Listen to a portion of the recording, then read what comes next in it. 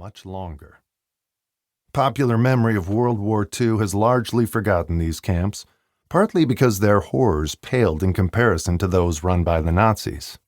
But the French camps were nasty places where men slept in the open air on cold nights and used large pails to go to the bathroom. The writer, Arthur Koestler, who was one of the prisoners, described the conditions as torture through deprivation. As word of the conditions spread, critics inside and outside France pleaded with the government to release the men. Not only were the camps dehumanizing and unjust, the critics said, but they also undercut the liberal image that France was trying to project as its soldiers streamed east to defend the country against Germany. France is supposed to be fighting this war for democracy, the New Republic wrote.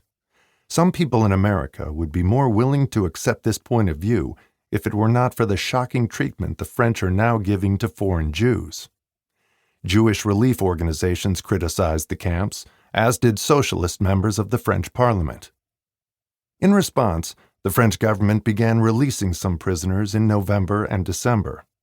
Among them were men who had visas to leave the country and therefore could not spy on France. René was fortunate to be in this category.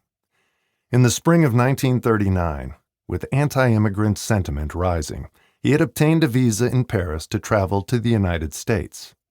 With that visa, he bought a ticket on the SS de Grasse to New York.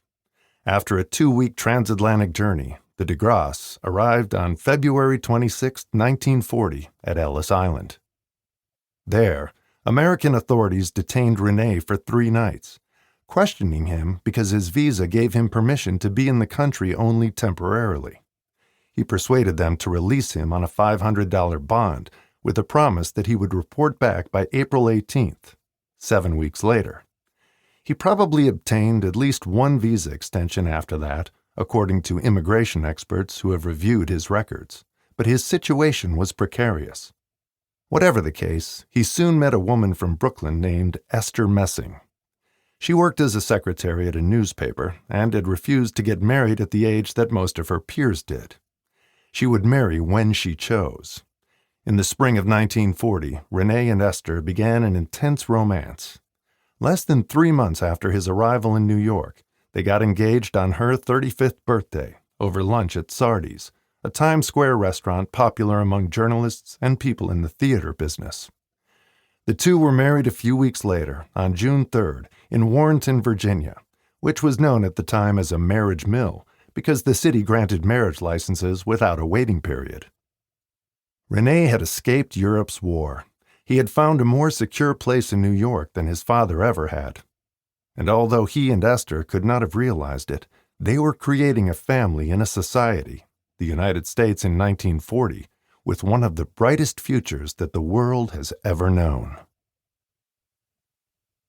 The early 21st century is a cynical time, when the phrase American dream is often used ironically or bitterly. People speak of the death of that dream, and politicians run for office promising to restore rather than protect it. The more earnest uses of the phrase today tend to apply to the past and to the uplifting stories that many Americans tell about their family trajectories. They talk gratefully about the material comforts and the opportunities they enjoy that their ancestors could hardly have fathomed. They speak of how proud those ancestors would be to see that their hard work and sacrifice paid off. That hard work eventually made possible the family's first home purchase, the first college graduate, or the first doctor. These stories are not only about individual families either. They are also stories of tribal pride, be it Jewish, Italian, Irish, Mexican, Filipino, Chinese, or Black, that make people feel part of something larger. Ultimately, these narratives of success are miniature versions of the American story. As best as anyone can tell, people began to use the phrase American Dream during the Great Depression, thanks to a historian named James Truslow Adams. Adams came from a well-off family and grew up in Brooklyn and Paris during the Gilded Age of the 1880s. He made enough money on Wall Street as a young man to turn to writing full-time. His first book, A History of Colonial New England, was published in 1921 and won the Pulitzer Prize.